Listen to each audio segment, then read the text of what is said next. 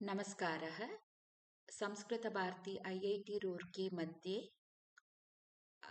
मौखिकपरीक्षार्थम् अत्र अहं मम प्रथमः विषयः प्रेषितुम् इच्छामि। स्वपरिचयः। मम नाम श्रीविद्या। मम जन्म कृष्णगिरिनगरे अभवत्।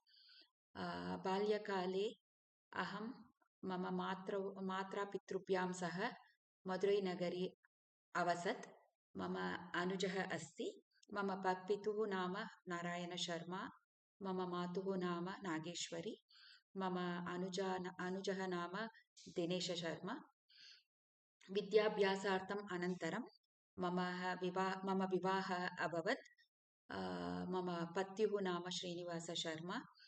ईश्वरकृपेण मम द्वौ पुत्रौ अहं प्राप्तवती, अश्विनः आदित्यः च। 10 वर्षे विवाहानन्तरम् अहं सिङ्गपूर् नगरे अवसत्। अनन्तरं बेङ्गलूरुनगरे अगच्छत्।